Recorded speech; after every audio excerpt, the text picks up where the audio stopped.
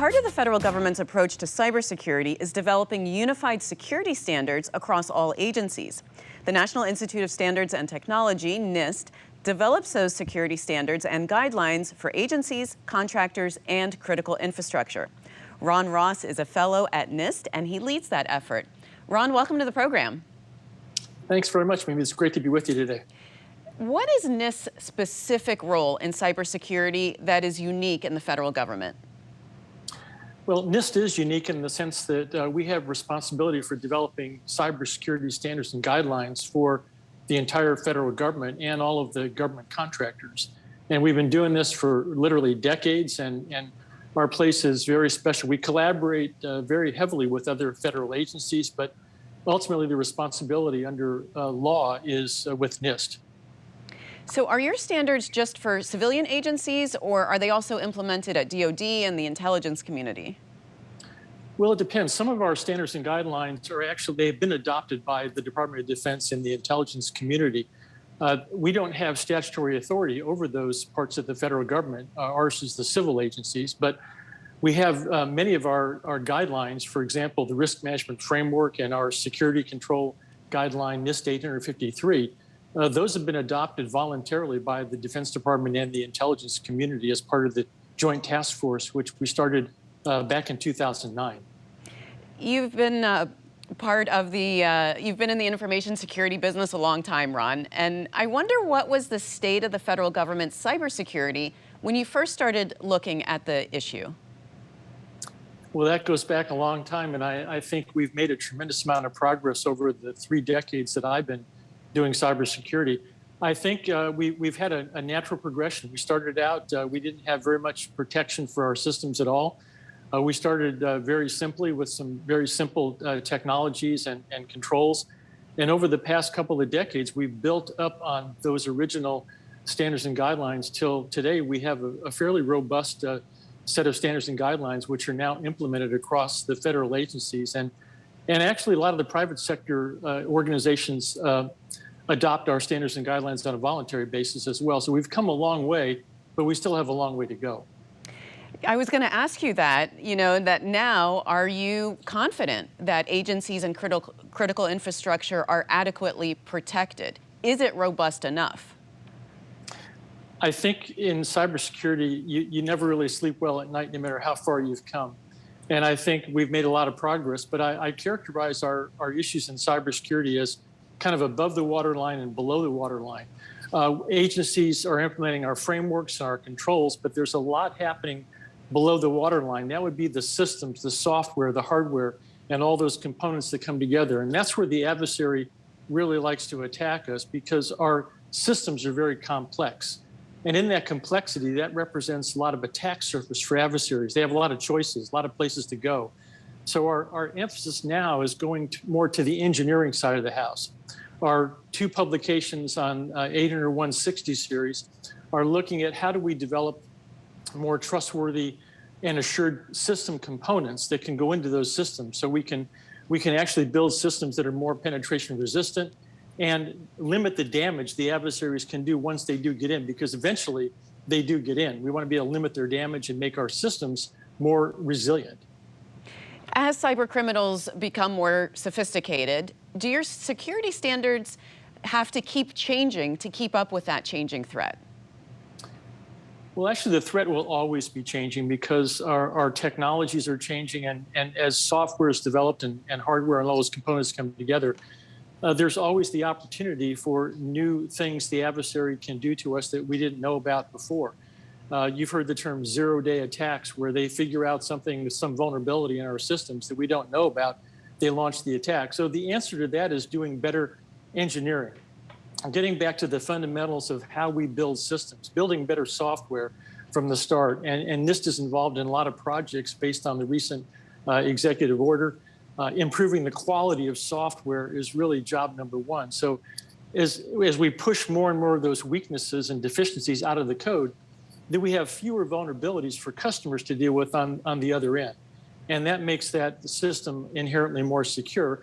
But again, it's never going to be perfect. So FISMA is the law that requires all federal agencies to develop and implement information security for their systems. What is NIST's role in implementing that law? Well, NIST was charged, this goes back to actually 2003 when the legislation first came on the scene. And NIST was given very specific responsibilities in the law to develop standards and guidelines that would allow federal agencies to implement that law. The law really talks at a very high level of abstraction. And so out of that legislation, we developed several standards and guidelines, and many of our customers are very familiar with those now. The NIST Security and Privacy Control Catalog, NIST 853, was one of our original documents that came out of that legislation.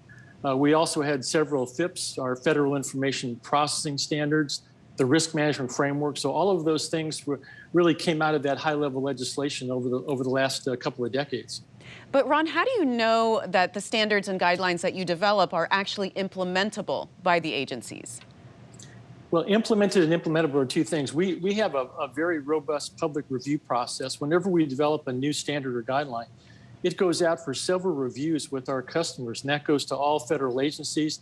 It goes to our contracting base. Anybody can comment on the publication as it's being developed. That's one of the tools we use to make sure that the guidance is technically correct and implementable. Now, on the other side of that, how is it enforced? Well, we have the inspectors general, the Office of Management and Budget, and they do audits. There's assessments that go on every year. There are FISMA report cards that go from the federal agencies up to OMB. So we kind of have a nice sense of checks and balances across the federal government to make sure that the guidance is implemented effectively and correctly. Ron, let's talk about critical infrastructure. How are you working to secure critical infrastructure like the electrical grid, traffic signals, water? What have been the biggest challenges there? Well, the biggest challenges in critical infrastructure, it's all about computers. And of course, over the past couple of decades, we've seen a massive convergence of cyber and physical systems. And we have our traditional information technology systems in the federal government. Now we have what they call operational technology systems. These are industrial control systems in power plants, manufacturing plants, but they're all under the common denominators, they're all driven by computers and software and firmware. So NIST standards and guidelines are very robust. They would be applied both to those information technology systems and also industrial control systems. There's some unique challenges in the world of those types of systems, but the standards and guidelines can be applied broadly across the critical infrastructure. We've also have our cybersecurity framework, which was developed about, I think it's been 6 years or so ago, maybe it was 7 years. And that framework was developed for the critical infrastructure. So they have a tool to help them understand how to build their security programs. And this can be applied across all types of critical infrastructure, from power plants to water distribution systems. But the standards and guidelines themselves are broadly applicable. They just have to be applied in the basic environment where the organization lives and operates. And you mentioned this before, the risk management framework. What is that and how does it impact security? Well, the risk management framework was one of our original publications. It gives organizations a 7-step process to understand what are their critical assets, how much protection they want to provide for those assets, what controls should be in place, and then they go through an implementation process, obviously, and then there's an assessment to make sure those controls have been implemented correctly and are operating as intended.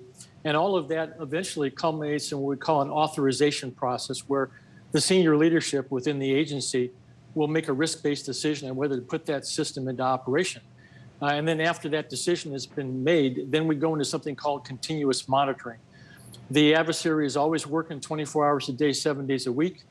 Those threats are evolving, and we have to be continuously monitoring those systems to make sure the original security state that we intended is still there day to day. And is that framework fully customizable for the different needs of different agencies? It's totally customizable and flexible. We have I believe over 1,500 controls now in security and privacy, and we never expect those controls to all be implemented. Every agency has a different mission, different business operations, different risk tolerance, and that catalog, all of our standards and guidelines are built to be inherently flexible, so every organization can build a security program that really talks to their specific needs, and that's really the best way to implement our standards and guidelines. And you mentioned that you had previously led the Joint Task Force. What was that, and what were the results of that task force? The Joint Task Force was started back in 2009, and it was a collaboration between NIST and the intelligence community and the Department of Defense.